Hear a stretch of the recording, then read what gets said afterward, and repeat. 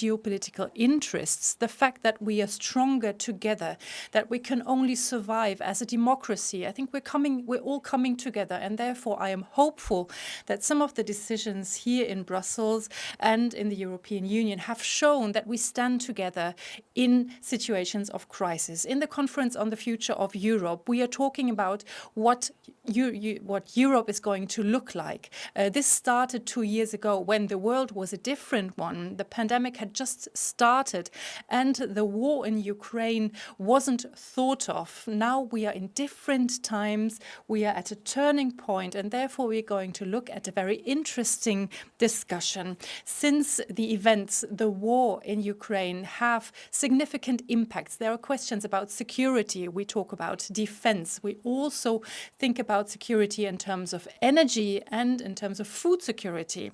And according to that example, we can already see that this doesn't just affect the European Union, but the entire world, especially in terms of hunger, also the African countries. And so far, I have only mentioned a number of keywords that we're going to talk about in the subsequent discussion. I wish you all a very interesting discussion. What we all wish for is that hopefully very soon we will have to mourn fewer victims, that there will be a ceasefire and perhaps even peace. Thank you for joining today. Thank you. Dear Minister, as I already mentioned, this event is an episode of the series Crisis Talks that we organize together with the Leibniz Research Alliance and the Research Alliance Normative Orders from Goethe University, Frankfurt, and also Dr. Nicole Deitelhoff from the Leibniz Peace Research Institute, Frankfurt, is going to say a few words on the matter. The war has turned back to Europe for 3 weeks. Russia has attacked Ukraine and has with that violated international law. There have been huge losses amongst the Ukrainian population. The war has increasingly become a brutal one, and there have been losses both on the Ukrainian side but also on the Russian side. The EU member states and NATO member states have reacted very quickly by deciding on weapon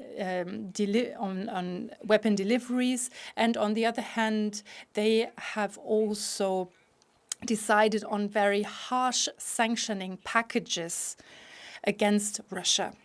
But what does that mean for the future of the European peace situation? What is going to happen after this war?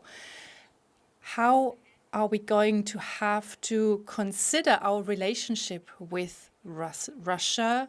What norms and rules are going to determine our everyday lives in the future? These are the questions that we didn't ask ourselves in the past, and these questions actually require creative but also sustainable answers. In order to set up a new peace settlement, we are going to need decades. And I'm looking forward that together with the crisis talk today, we are going to debate actually these questions. Obviously, we are still in times of war, but it is already time to think about what is going to happen afterwards and how we can actually use this as a chance, as an opportunity for Europe.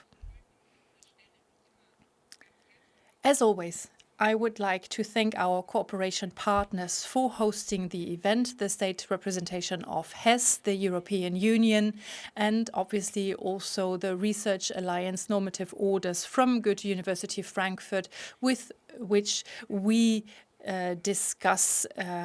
with which we organize these crisis talks.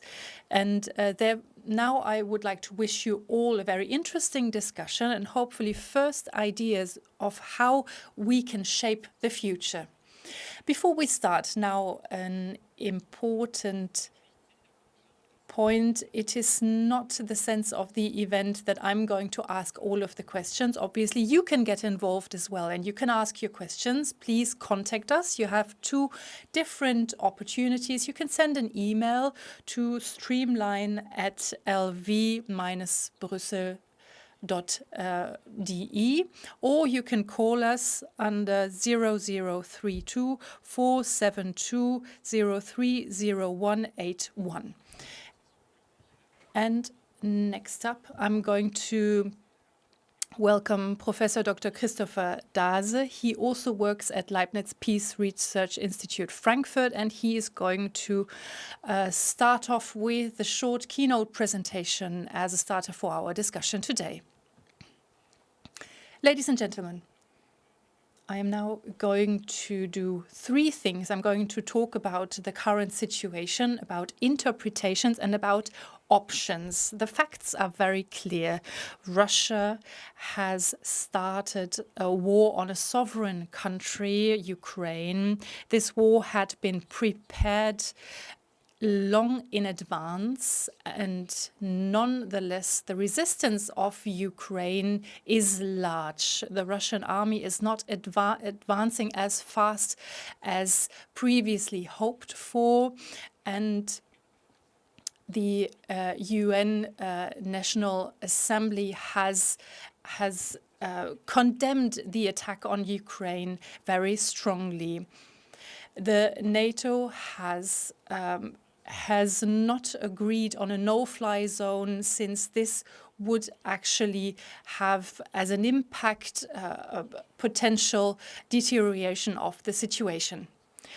Germany has actually seen a turning point in defense politics. They have been delivering weapons to Ukraine, and Germany also wants to reduce its dependency on Russian oil and gas, and would like to further extend its availabilities in renewable energies. There are signs of talks that are moving. No matter when this war is going to be terminated, the European politics or the European situation that we used to see is no longer there. Now we're going to move to the interpretations. The facts are very clear, but the interpretations are very difficult, and not just in our society, but also in different countries. We are discussing the situation. Lavrov, for example, mentioned that Russia has never attacked Ukraine. Russia is using its media to spread lies. And we also know from research that political lies can only have an effect if they are being spread out in low doses, which is why we hope that this is not going to be a successful media policy for Russia. Now about the debate in Germany. In Germany, a lot of discussions are happening, but this also poses the danger that narratives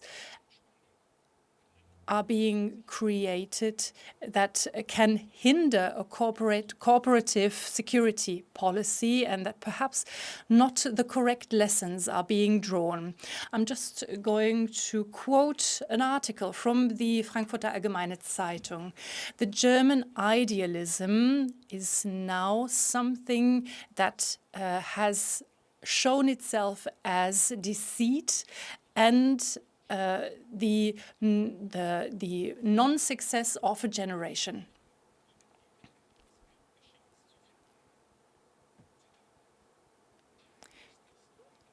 Does that mean that moving closer to Russia and the attempt to actually set up a peace order in Europe together with Russia? Certainly not. Without this politics, many of the Eastern European countries would not have become democracies.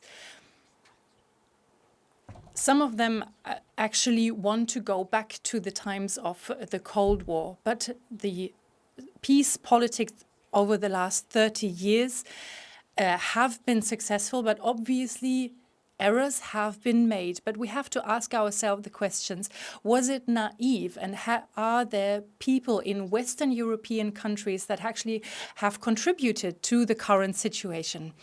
And is a cooperation with Russia actually an attempt that is never going to succeed? And have our politics over the last 30 years not actually led to peace? I don't actually have the time to go into a further discussion on that, but from 1993, 1994, we can see that errors have been made.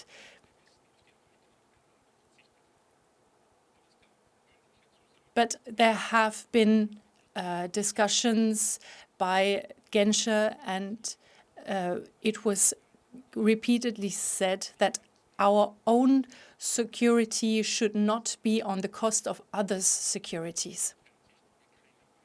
But that doesn't justify the attack on Crimea and the attack on Ukraine as we see it now. But it makes us understand where the West could have acted differently and where this would have perhaps developed in a different way.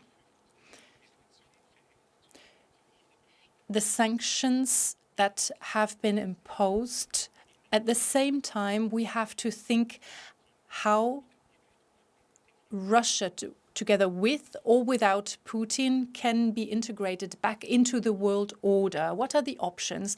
The short-term options are it shouldn't be a direct military involvement of the West in the Ukrainian war, since this might involve a nuclear deterioration of the war situation. But in a military, political and economic sense, there are possibilities. Perhaps with weapon shipments, for example. Politically, it is furthermore about the isolation of Russia and on the fact to be able to less depend on Russia. The sanctions are effective. Is it therefore the right way to go to prepare further sanctions? It is not necessary to actually impose them, but perhaps just the threat is going to be effective. At the same time, it is important to explain to the public that all of these sanctions are important, even if they don't have an immediate effect. The impact of all of those sanctions also have to be counteracted in a sense that those who are suffering most from them are not that impacted.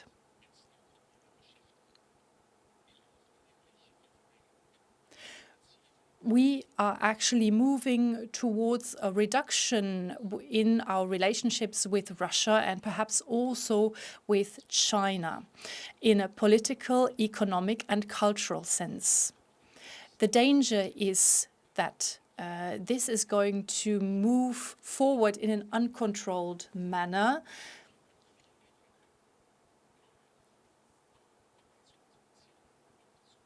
And it is about finding new cooperative possibilities. This is something that has already started. Last year, Russia has left the European Council. It has also left the negotiations in Vienna on a nuclear deal, where a contract had been prepared that was only to be signed. Russia has also announced that they might leave the OSCE and has also announced to leave other international collaborative networks.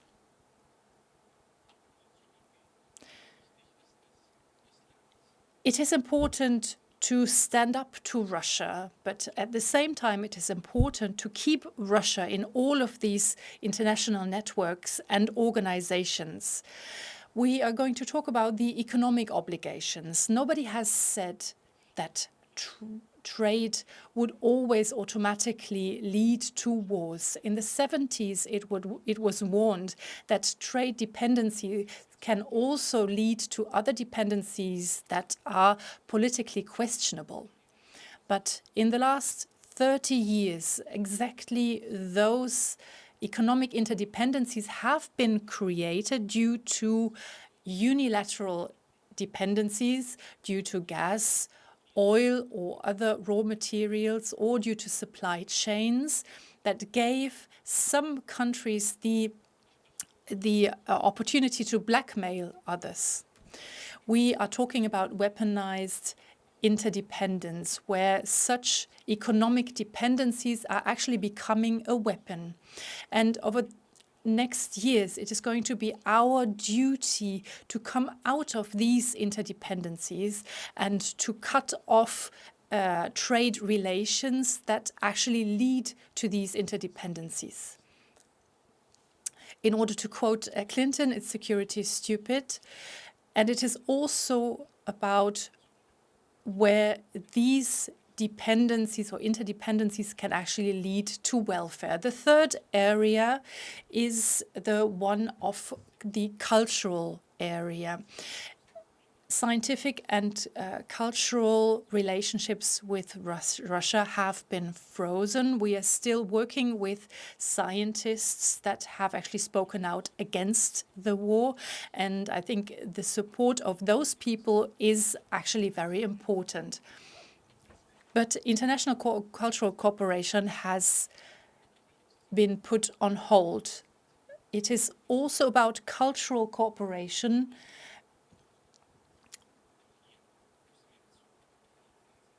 But also in that case, we are going to take a very close look at this area so that this is not going to hurt these organizations. After this war, there is not going to be an easy way back to the peace situation that we had before the war.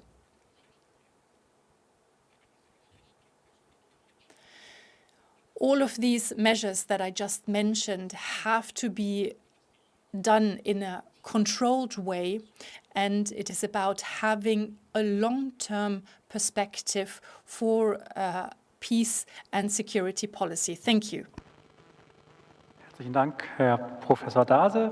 Ich würde die Thank you very much, Professor Daase.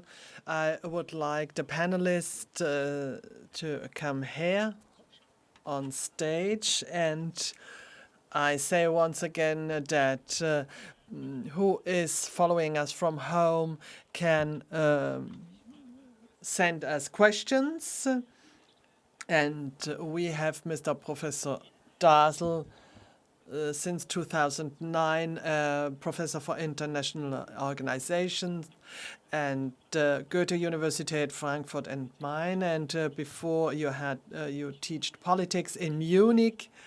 And I remember this because I studied there. And I'm very happy that Mr. Gahler is here today with us. He is a member of the CDU and is a member of the European Parliament, studied juristics, and he is a diplomat and also the political speaker of the PPE, the biggest party in the European Parliament, and one of the persons who does know all this very well. You have been in Mariupol in February, this harbor city, because it's terrible because this city is destroyed by the Russian army. Why have you been there? What do you feel when you see the pictures, and how would you describe what happens in Russia? I was there with colleagues 6 weeks ago, and then on the 30th for the 30th birthday, let's say, of Mariupol, and we had still the normal life. We had obviously soldiers, and not what we are seeing right now with barricades. So this was not there, and it was just a couple of days ahead, and we have a picture with the European and Ukrainian flag, and we hope it might not be happening. And I made a picture of the theater, and I said, I would like to see how it will look like. And they bombed it. There were 1,200 women and children inside. This is terrible. And the resolutions and the debates in the parliament with the war that was about to break out.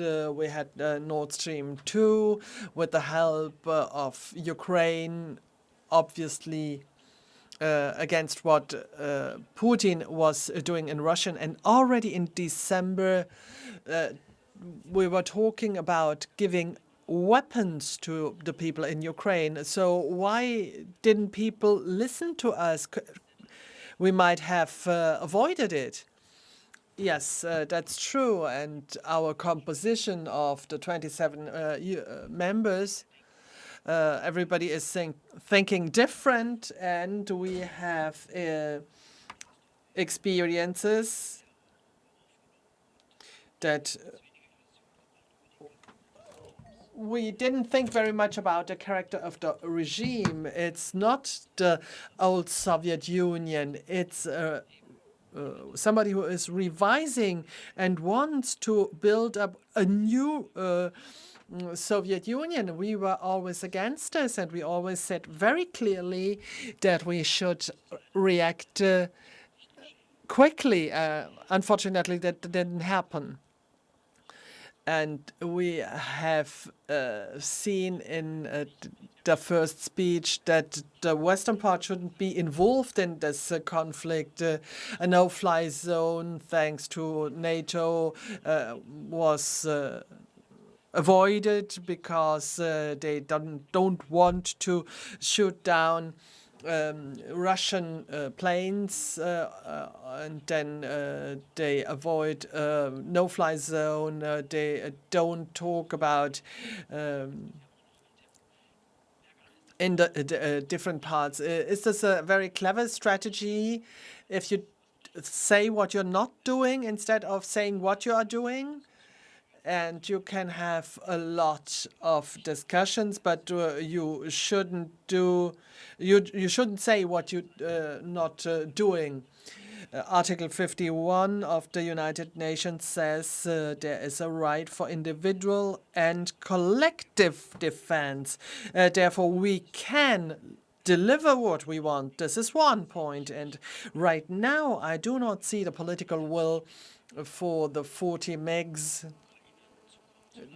and bring them to the Ukraine. We would have pilots who would bring them to the Ukraine. Probably there will still other terrible things in order to have a humanitarian no-fly zone. I can't exclude it, but indeed, it's a very high risk. And considering how Putin is working right now, we can't exclude anything. Mr. Gahler, you said what we can do from weapons up to a certain point. Now, what you say, this is a threshold that you can really define, or is this something that we want to connect to all this? Because every day we have another opinion. Politicians think that they can or must do something. How do you see all this, and up to which point can we get even further? Well, that's an interesting question, because there is no threshold. There is no distinction between the different weapons we have seen this in the last few years, and also how big or how important the weapons are. We can't say this is okay and this is not okay. This is something really difficult, a slippery slope, as we say. And up to now, this has been handled very well, and I hope we stick with it, because the mix would have been difficult. We have also an exchange with Russia, and Russia said the mix are a no-go,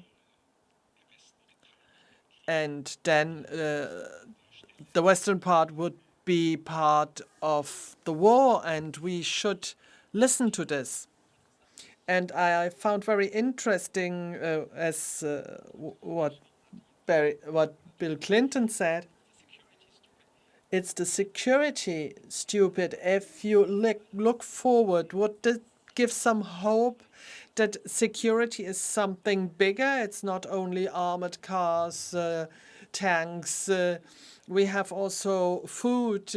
We have normal living.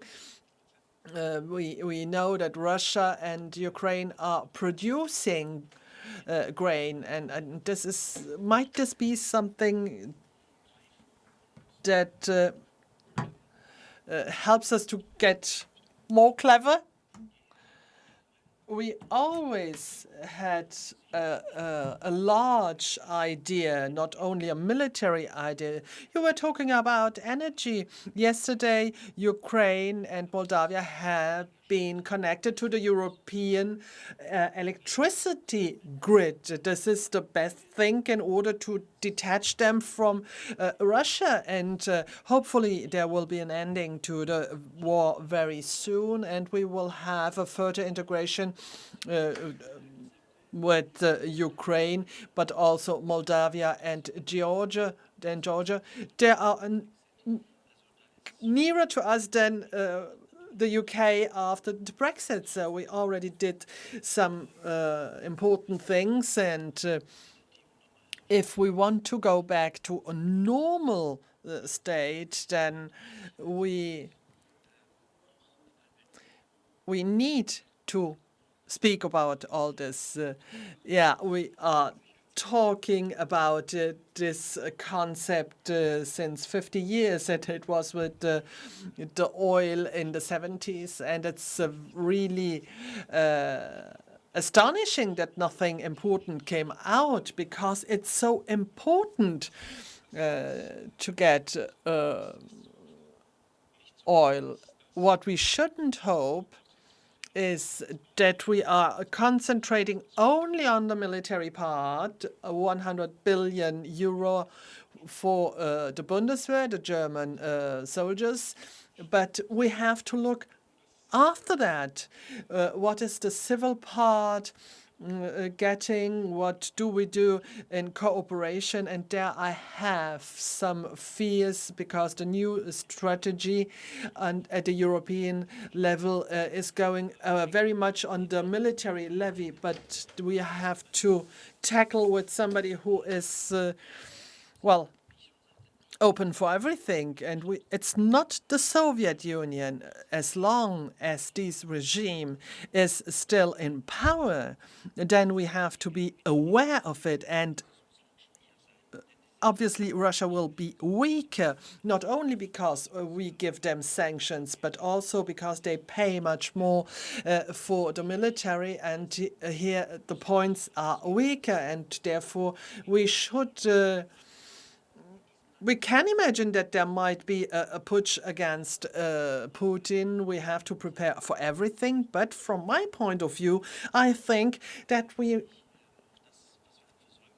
all what we haven't done in the last few years in giving our soldiers the right weapons and everything everything they needed. And we have a cooperation agenda from the 90s. We developed this together with Russia. And we had, in the 90s already, they were in the WTO. And then we had a modernizing partnership. And all this was not welcome. He thought he has enough oil and gas and can go ahead with his old structures, and then it's enough for him and the oligarchs, and then he can play with his power. Now prices got down, people are not wealthy enough, and then in such a country, apparently, and then you have to take something from the Crimea and then from Ukraine. And this is remembering me the Third Reich. And from the academic point of view, somebody who is working strictly with them, how did you manage and what was the discussion? Was it useful to discuss the entering of Ukraine in the European Union? And as far as I can say, everything was worse than foreseen. We say what we already have in the free trade agreement. There is a lot integration already. There are no laws that are against the single market, and therefore, from an institutional point of view, they were on the right way. And I always said, don't look at the formal status, because Macedonia is asking since 2005, and the Turks are even further away. But from my point of view, in this situation, where we are speaking about a country that is punished because they want to live like we do live in the West, well, then the moment is here that they need a signal that they will not, that we can say them, yes, you are a candidate. After all this suffering, there is something new, a renewal, and you will not be left outside in a vacuum, but with a perspective on which we are working, and therefore I think they should get the status. And unfortunately, audio is coming and going. And the European Union has to change everything just to give a political sign. As an academic, and I'm working with situations, I was not happy that Mrs. von der Leyen came with the idea to offer the participation in the European Union, and this has brought has led to the fact that we did something wrong. It would have been better to have this idea later on. Obviously, it is present all this during the conflict is strategically not okay. I see the pressure, that's clear, but if you ask me as an academic, that could have been done better. Mr. Gahler, you are a member of the European Parliament. Sound is coming and going, unfortunately. There's a problem with the microphone of our moderator. What would be necessary? Would we need to change the treaties? The Treaty of Lisbon allows a lot, and in the contract we see up to the European defense, but you need to want it from a political point of view. Sorry, the microphones are not working. And we started with research. with a defense fund, and we created also a budget. And we want to work our soldiers, our armies differently together. And that they then try in order to have a better opportunity to practice all this. And we are very honest. We can see what we have and what we do not have, and then we can see what we still need. Well, this would be working much better if our planning and our finances would be put together. And for example, I'm talking about Berlin, 100 billion, and with 2% every year. That is not only for us, but we have to widen our European view, and we are strategically autonomous, and we can prepare and handle everything that we need. And that shouldn't be a veto, but we can be able to work in the Balkans, in Bosnia, or we have Serbia as probably another war place. And in the NATO, I have different plans that we have to be able to react. We just need to want it. Would you like to add something to that? That means what von der Leyen is proposing. Where are the biggest difficulties? Where can we start? Status quo? What do we need? Who is responsible so that everything is coordinated? But obviously in the same things. The Agency for Defense already prepared it. We only need it from a political point of view.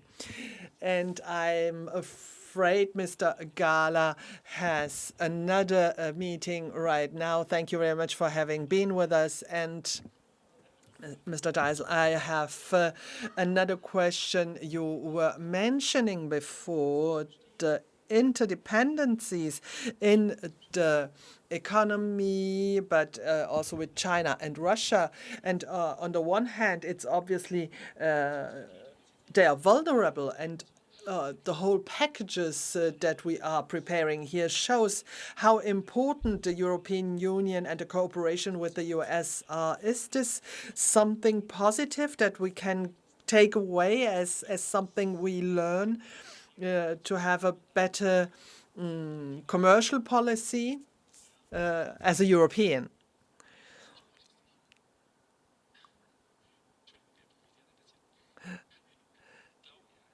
Yeah, indeed. The European Union, the Western part, has an important view on common interests. The sanctions, nobody thought about it. And in the past, it has been that democracies had sanctions. They didn't. That was quite nice. It was a symbol. I don't want to say it's not, but these sanctions are without example. And for the moment, this is really a power that is behind it, and we have to see how much that can go on. We already see some moments that these sanctions are not too interesting. Further sanctions they are talking about, they are discussing it, and I'm not convinced that you can use and reuse it all the time. And this is something that I'm interested in. In the US, we have a president who might be the last one who is so pro-European, who knows the Europeans. And it's 40 years he is coming to the security conference in Munich. And I guess he is understanding the European Union quite well. Now, this can change, and we do not know what majorities we have. We might have Donald Trump once again or another Republican. Should we not use every single day in order to go ahead with this with the Americans? We have really to be happy that we have Joe Biden as the American president. Imagine we had Donald Trump in this situation, then we would probably not be as quiet as we are right now. Yes, we have to enhance cooperation, but we do know that cooperation can be quickly dissolved. Trump already showed everything. He was about to ruin NATO, and we need NATO, and we can't only sit there and say, oh, well, it's there. We should really do things. We have to cooperate in the political field, but also in general. And I have a question from Martin Hahn. Now I'm reading it. The fact that a country is leading an aggressive war, that we should also see a new strategy, or how can we have peace without weapons? This is the questions about making fear. This is what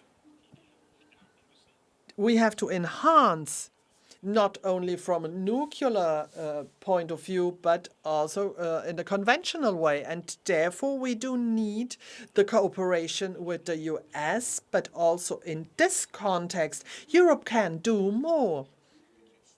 We have this seen and heard in the last days, like the nuclear option for Europe, and I'm not fond of this discussion because it's not something we should really talk about. If you think how everything is developing in a confrontation, then I really can't. And I like the European Union, but I don't see the European Union as an actor who takes such a decision and can handle it. This is not on our agenda, and obviously we do not have a German nuclear weapon on our plan. But what the public says is like a crash course in policies, in military systems, all the rockets, all this have been topics that have disappeared from our discussion, and they are coming back right now. Do you think that it will stay like this? It will not be like it was before, and we need to have a stronger interest in all this. Yes, obviously, this will be necessary. Indeed, I always have courses in nuclear weapons and in strategies and everything else. But not everybody has the knowledge, and even in the research of peace, they do not know a lot about escalation. And this is maybe the reason why in the newspapers we read strange things, and I think they are, well, they didn't reflect well on this. We have to see the consequences, and what is the Russian nuclear strategy, and what does this mean for a possible escalation up to a possible nuclear war. If you know all that, then you will be more careful. This is the same with the no-fly zone, where some of them say, oh, yeah, we had that in Kosovo, in Iraq, or somewhere. And this now versus Russia with the potential they have, because this would be the Western part entering in the war. And if we have this, then we open the doors to all of that. Now, you are an expert for international organizations, and I'm also considering NATO, following NATO. And Macron said that, they were practically dead, and now we see that NATO is here, and we are happy that NATO is there. And there we have a concept that is prepared for the next 10 years. How do you see this, or do you have any ideas what the NATO should do for the next few years? Should it be a more political? Should we talk about values? What do you think? NATO was always strong when they were considering what they are doing well. And indeed, in the last few years, we had a roller coaster of feelings. And we do have some concepts in science, and there are situations where some international organizations are dormant, but they are helpful because you can go back to them. And I guess it was the same with NATO. Maybe that was apparently it was apparently dead, but it is working. And I guess the further development is clear. We have a further integration and also a sharpening of this idea, the connection of European and transatlantic approaches. What Mr. Scholz is saying all the time, although in the academic part we could give better treaties in order to be stronger, but something we should probably not have unanimity. Would you think this is something helpful for the future?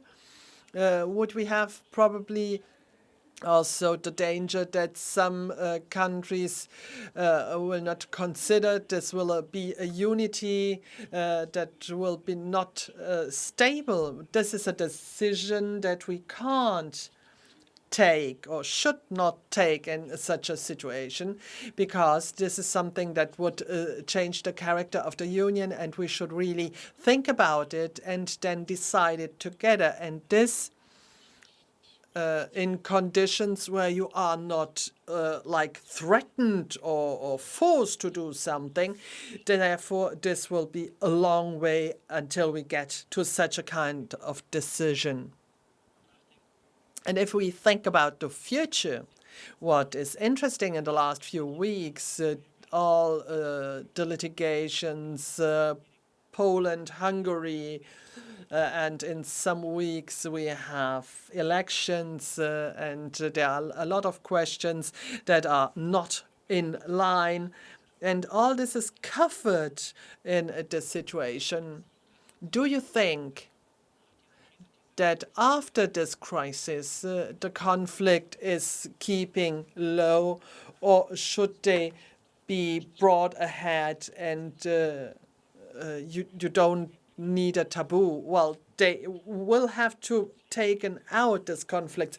You are right, this is covered now, but they are so central and decisive for the further development of the Union that obviously they have to be taken in consideration. And in this crisis, they came out with the whole question of people that are fleeing. Where are these people going to? And it's like a déjà vu because the whole problem of migration policy needs to be tackled, and maybe this time it different experiences, because the Eastern European countries have this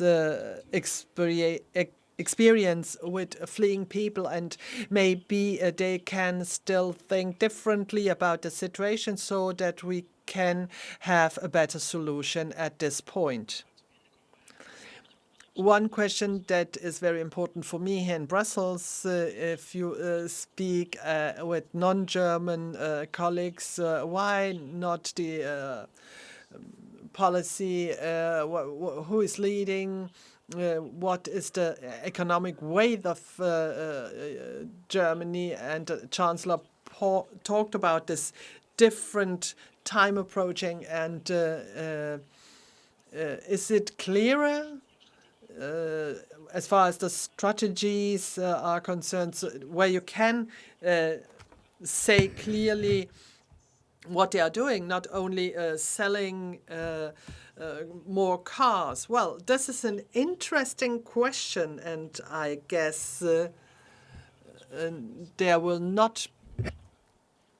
Having only more money doesn't mean you have a stronger voice. You can only develop it if you have a new concept, something different. And the European, the German policy is going in this direction, because this would be something we would need. And a topic that you always have, we have secondary or even longer developments, like for the food program. And we have Northern Africa and in the eastern part, a lot of them. Are these issues really important? And are there other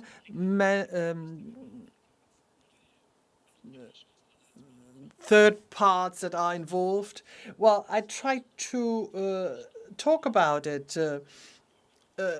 dismantling a bit not only Europe. Yes, food security is under pressure, and there is a menace, no question about that. And this is also the point where I've said we do not need only the military, but we need humanitarian aid, financial means also for cooperation, and then in the civil diplomacy, talking about conflicts, we can't only speak about the military, and this is not foreseen, but we have to have a look on it, on the different segments. How are they cooperating? And this is the problem in Germany, that everything is very segmented, and I guess this is also important for the new strategy for a better use of the resources. And we have said, yes, we will have this. We also have the climate change, and we managed in 2020 almost not to talk about Corona, but we need a minimum of cooperation between Russia, China, and the West. Thank you very much, Mr. Daase. Mr. Gahler already left, but we have the next meetings here in the representation in Hessen, and I hope you will be here once again. We have full program in March on the 21st at 7 p.m. How can we strengthen the ecosystem of pharmacological part? We have the digital round leader Hesse the next day, agriculture for tomorrow, and the 23rd is one day before the NATO summit with Joe Biden for chances and new ideas in the supply chain. Thank you very much to everybody who was listening, and please come back to the next meeting or meetings in the representation of Hesse. Thank you very much.